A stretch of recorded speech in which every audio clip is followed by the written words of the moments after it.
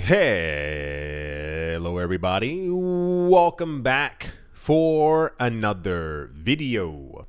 Hope you're all doing fantastic. Hope you're all doing great. Hope you're all doing exceptionally well and that you're all having a great day. Don't forget to follow me on Twitter. There's a link in the description below. And without any further ado, let's jump right into it.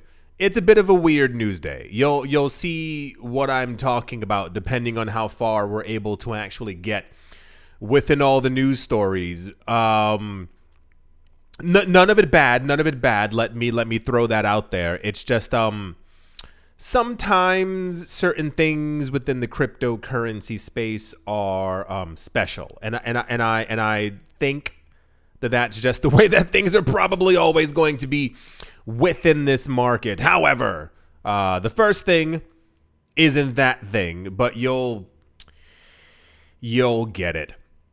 As institutions continue to buy up large amounts of crypto, as BlackRock itself alone, no other company, BlackRock is well on its way to getting to 1 million Bitcoin before we get to the end of this year. If you somehow missed that news, BlackRock and MicroStrategy are just about, relatively, who's counting a few billion, right? Relatively neck and neck when it comes to acquiring the same amount of Bitcoin. Corporations, institutions, endowments. In case you missed the last few videos, we got news that it was one large institution, one large university within the United States had begun to acquire Bitcoin. And I was like, nope, that's incorrect, because we had that news back in 2018, and it's multiple. Brown, Yale, Harvard, and all these other places have all been accumulating Bitcoin since 2018. We now have the power struggle between Capital 21 and the blockchain group, who we also heard about in the last 2 weeks as well, to one new and one not so new companies who are basically also going to jump on the bandwagon, doing exactly what MicroStrategy is doing and trying to accumulate 1 million Bitcoin as well. A lot of people from BlackRock have been in the news a lot lately, nearly always, if not always, talking very positively about Bitcoin. I know that sometimes it's difficult to really put things into proper perspective as far as realizing that Bitcoin isn't infinite. It sounds like a joke and might but you need to really understand that, like, this isn't a game anymore, and what you think you're playing is not checkers or chess. It's something completely unheard of. We are witnessing the actual movification, of Bitcoin into the hands of the largest institutions on the planet. It's getting to the point where, and I say this not as investment advice, but just as pure freaking logic, do we need to get this news every 24 hours before people are like, oh my gosh, yes, that makes so much sense? Like, how much do you need? Do you need 1,000 videos? Because I've made thousands of videos as we keep getting this news regularly. The world's largest asset manager, BlackRock, has said that Bitcoin is starting to play an increasingly critical role in institutional investment portfolios. Robbie Mitchnick, head of the firm's digital asset unit, said that if Bitcoin breaks away from its correlation with tech stocks, which we're going to get into, it becomes riskier not to own Bitcoin. Bitcoin since 2020, as far as we can tell, was tightly looped in with the stock market. People believe, one, It's because Bitcoin is techie. That's one of the theories behind it. Bitcoin is technology, and therefore was kind of grouped and coupled with tech stocks.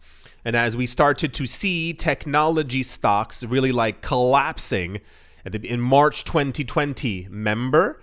Yeah, that Bitcoin basically dwindled down with it. The last few weeks, however, I don't know why the narrative has changed now, but on a lot of days where our prices were pumping, the stock market was actually going sideways and or going down. I mean, by 1 or 2% for the entirety of the NASDAQ, but you still understand. So Bitcoin was originally touted as an asset that basically had no correlation with other assets and or an inverse correlation with society, kind of. So like before, years ago, if we would hear that a couple of banks were collapsing or this economy wasn't doing well, it sounds weird, but Bitcoin would move up on that news. If we got news that the US economy was doing great, Bitcoin would actually fall on that news. That's why a lot of times, like you'll notice on Twitter or even myself, a lot of like original crypto people will sit here perplexed on certain days when we hear that other economies like are printing money and things are not looking too great for them. Bitcoin would usually move up on those days. But the other theory is that a lot of Wall Street people have jumped into the cryptocurrency space. If they fear something in the stock market, that fear basically rattles over to us. So therefore, if Bitcoin's correlation begins to break, it then becomes riskier not to actually own Bitcoin. He said Bitcoin's correlation with tech stocks will be a critical determinant for institutional investors. If Bitcoin behaves like a tech stock, it won't be very attractive to institutions, but if it shows low or negative correlation, meaning it can remain stable during times of sudden risky declines, then it could become a very important asset for many institutional portfolios. This was the old methodology of Bitcoin. It's what it used to do. And this is why I don't even know how to really put this into words, but this is why I think we're beginning to see a lot of institutions move into it, because I think Bitcoin will actually be used as a, how do I say this? Remember how like when we first, before we got stable coins, Bitcoin and altcoins would move quite viciously amongst themselves. If Bitcoin was doing well, all the volume and all the money from altcoins would be drained into Bitcoin. If Bitcoin, for whatever reason, was having a bad day, altcoins would pump. That all changed once we got stable coins, and stable coins literally then became the way where people would move their Bitcoin or their altcoins. If prices were beginning to fall, they would move it into Tether or other as a stabilization. This is what I think Bitcoin's new role is going to actually be. A lot of people tout this idea of digital gold or using it as a currency. I think the next 10 to 15 years are going to be Bitcoin actually being a hedge. I think there's so many institutions in this space now that we're going to see that when other markets aren't doing well, that money's literally going to slosh into Bitcoin and into crypto, causing prices to go up. And there will be some kind of like an inverse move. Like, what's a safe haven where we can put our money? Stocks are falling, put it into crypto. Crypto goes up, stocks begin to recover, and then we see like a slower momentum in the crypto market as the stocks recover. This is what it's feeling like. There's a definite kind of shift that's happening. So on top of hearing someone from BlackRock say it's becoming riskier not to own Bitcoin, we've also heard people from BlackRock say Bitcoin's going to a $50 trillion market cap, that the US dollar looks like it's faltering and Bitcoin's going to take over. It looks as if Bitcoin's also going to become the world reserve currency. This is one of those things where I was like saying, I'm like, I don't know how much more people need. I assume, I think people need $1 million Bitcoin to realize that they missed out, and then they, become part of the team. I think people need like a rattling of sorts to realize that they've actually missed out, because logic clearly is not working. And for those of you who logic is working for, golf clap. Like, really though, because you are one of the very few who's actually getting it. The other 99% of people in crypto dealing in meme coins and poop crap coin and all these other things, there's a reason why there's so few millionaires in the world comparative to 8 billion people, because, there's a lot of people just don't pay a lot of attention. That's the BlackRock Bitcoin news. It happens about once or twice a week at this point, where we're hearing someone from BlackRock and or Larry Fink come out of the woodworks to talk about how amazing Bitcoin is. I mean, we're still going to $1 million, so that's just the point where I assume a lot of other people are going to get it. That's the BlackRock news. And yeah, let's move on. So it's not bad, it's good, it's a little confusing, and I'll show you why. This is also a bit of news I missed, where I go over news I missed. This news was so spread out, and I feel like I don't have the entirety of what actually happened. So we're going to go through it together and, just help me out here. It says Arizona joins New Hampshire with a state Bitcoin reserve initiative. I saw people talking about this on Twitter. I saw Dennis Porter talking about this as well. Dennis Porter being the person who apparently has been working with Cynthia Lummis to go to different states and talk to senators and governors and to actually activate or initiate or have some kind of a Bitcoin reserve bill. So at the moment, I believe there are 3 states that have a proper Bitcoin reserve bill. I think we heard before from, was it Utah or Ohio? I don't remember. It was short name state. Somebody said no. And then there was another state that said no in a really weird vote. And then I believe Arizona said no, or rather the woman right here, I think she said no. But then come to find out that she said no to another bill and not the other bill that actually created a Bitcoin reserve. And then there was a third state who did something Bitcoiny, but that also didn't make the news, or it did? Okay.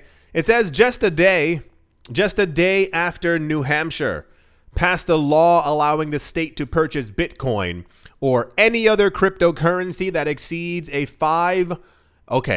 that's different. A $500 million market cap. I don't know if that's million or billion, because there was a state who was trying to bring it into law that said that state could not buy into any cryptocurrency unless they had a $500 billion plus market cap, and the only thing that fit that description is Bitcoin.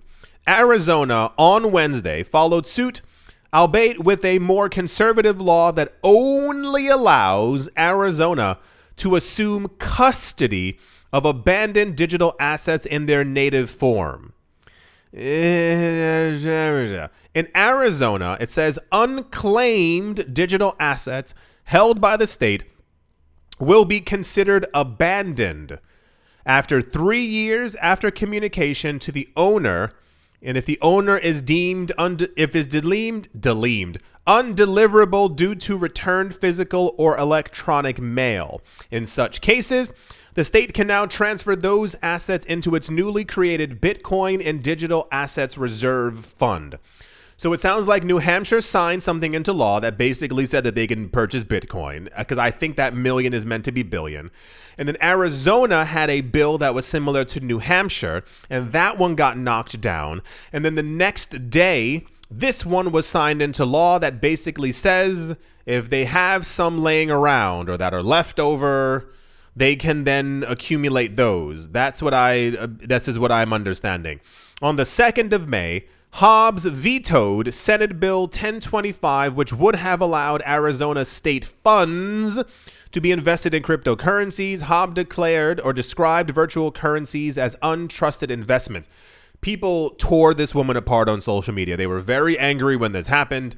But after receiving yet another proposal, House Bill 2749, which permits the state to only hold abandoned digital assets in a special fund, she gave the thumbs up to. So as far as I understand from what I remember, this is what I remember reading around. She said that she said no to the first bill because it would have allowed actual taxpayer money to be used to buy crypto. And she was like, no. She said, crypto may be whatever, but she's like, a lot of this is relatively untested, and I don't want to use taxpayer money in something that might not succeed. That's what made people in crypto upset because, listen, we literally exist on another plane of existence where we understand digital scarcity. We have a much larger understanding of Bitcoin than most. We are not genii, but we understand. So I saw people getting upset because this is similar to what happened years ago. People were always talking negatively about Bitcoin, about crypto, and they wouldn't look a step further. So I would much rather the first one not go through and the second one go through. And to actually, if it was going to be using taxpayer money, especially people who are going to retire, who knows? This is a very volatile market. Let them keep that money. And if this is the way that they want to do it, sure. At some point in the future, other states are going to adopt Bitcoin.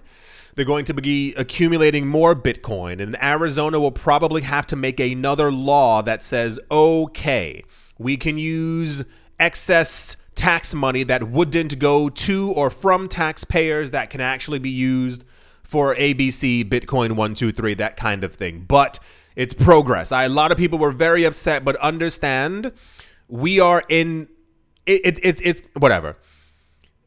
We are in a very special position where we are in this space and other people are not. So what have you? Right. So I saw this part going around. Is this one? Yeah, apparently Oregon was also one of the places, but I saw no Oregon news at all. Like nothing. Like I saw no Oregon anything regarding Bitcoin laws, so I don't really know where that's from.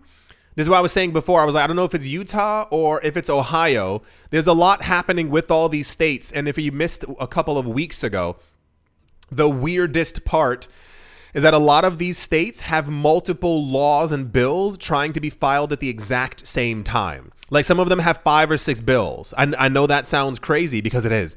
Some of them were like, we can accumulate Bitcoin. Another bill says we can accumulate Bitcoin if we use this money. Another one says we can accumulate Bitcoin if it's not using this money. Another one says we can accumulate Bitcoin only on a full moon on a Wednesday night. Like they all had such weird specific things. So I don't really know which one's even going through anymore until we actually get like some kind of news. And then even then I expected this news to be bigger.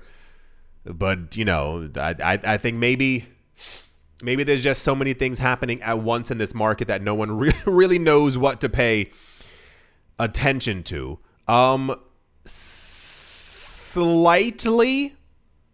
Slightly in the same discussion. I don't know. Someone by the name of Lance Gooden, who represents Texas's 5th District in the U.S. House of Representatives, apparently submitted a letter on Thursday to the General Services Administration, or the GSA, an arm of the government that helps manage federal properties, calling for the installation of cryptocurrency ATMs in government buildings in order to provide a convenient options for citizens who rely on digital assets. I think he means well, and bless his heart, sir. I have no idea who you are, and for some reason your teeth are still on my screen. So if you haven't been paying attention, I mean, you might have never even had to have used one. Years ago, a lot of people could not get crypto. Like, it was just not a thing. It sounds like a joke, but it was very, very difficult. A lot of people years ago were trying to use their bank accounts, logically, to buy some Bitcoin. As they tried to do so, their bank accounts were frozen and or locked. by their bank, thinking that they were doing something fraudulent. If someone had crypto on Coinbase or otherwise, and they tried to sell it, and that money was going to their bank account, the bank would usually flag it. Like, really, this is a real thing. They would flag it as a suspicious transaction. You're trying to launder money. Sure. That then transformed into websites like Local Bitcoins with an S. I know, which basically allowed people to meet up in public. Sounds like a joke. It's not. To meet up in public to swap cash for crypto. In what I still believe, tinfoil hat, was a setup and or something to get people to stop trusting it. Somewhere in some Nordic country, we were told that there was someone, not a joke, who had thousands of dollars. I believe the number was 20,000 in cash on him to buy some Bitcoin. He met people in a dark alley. Once again, it sounds like a joke. You can find the news. Met people in a dark alley, and he got. And they took his money and kept the imaginary Bitcoin that they probably didn't have. That news story was then used on us as, oh, these things are too dangerous. We got to shut them down. And that's why a lot of like the literal, actual peer-to-peer websites disappeared for this. Thus came the enforcement, like in proper regulation of cryptocurrency exchanges. But there was a sliver of time in the middle where companies began to make Bitcoin and cryptocurrency ATMs. They became quite famous in the news, and this will sound... Remember I told you, like, you know, at the beginning of the video, a lot of the news is going to be like, oh, okay, that's kind of weird. For those of you who don't know, one of the weirdest points of history for cryptocurrency and Bitcoin ATMs, you know, common sense isn't common, and neither is just general knowledge. You know that there were people who were actually robbing cryptocurrency ATMs, or actually, here's the crazy part.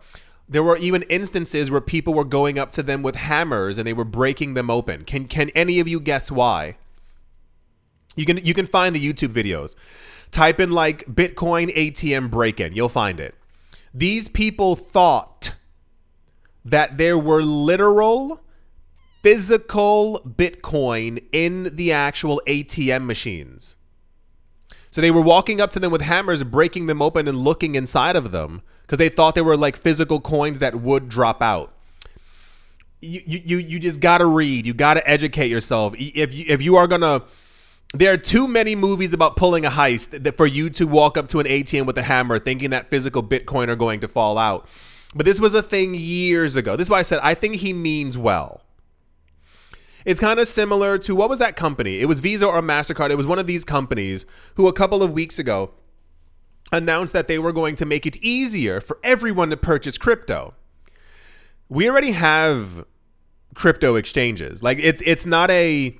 There's no real discussion anymore. We have Coinbase, we have Kraken, we have Binance, we have Gemini, we have... Is OKX still a thing? We have crypto exchanges. They're not difficult to sign up for. They're not difficult to use. They're not difficult to get cryptocurrencies. If you have a debit or credit card, gosh darn it, you enter the numbers and bada bing, bada boom, you got the crypto.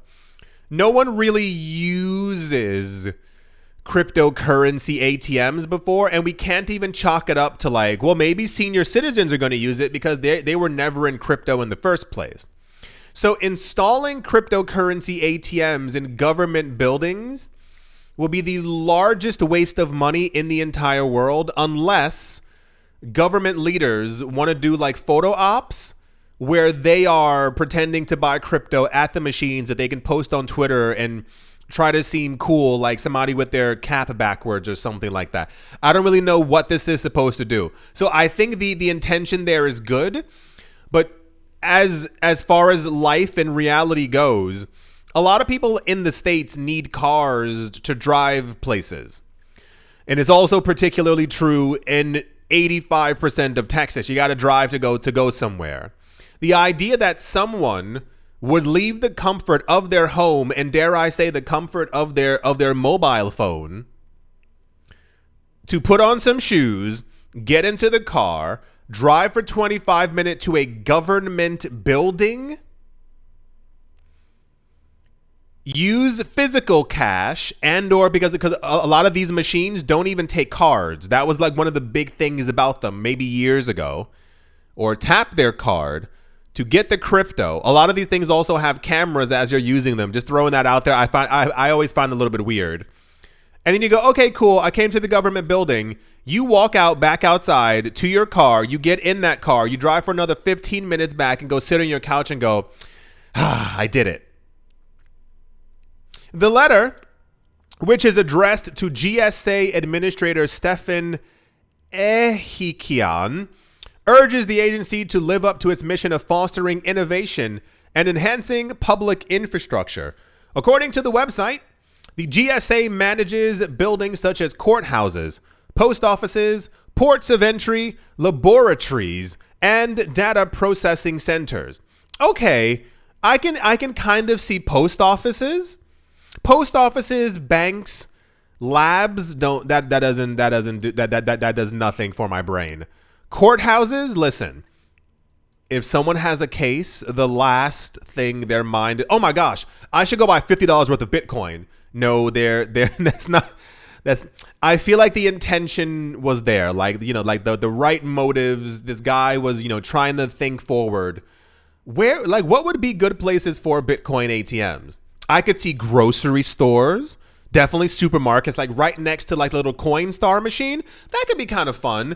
You put your coins in, you get some monies, you put that monies into Bitcoin. Cool.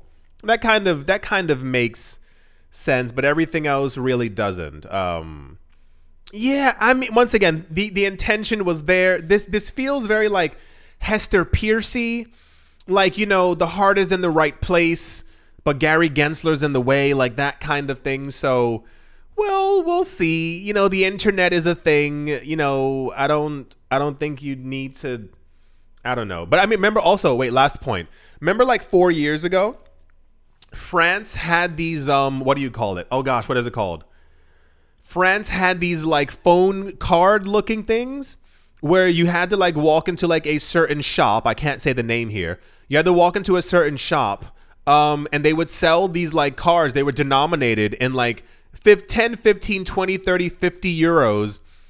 And that was like a way to buy Bitcoin. And I went into one of the shops when I was in Paris and I was asking the guy, and he was like, yeah, people come in and buy them. So maybe people do need crypto ATMs in government buildings.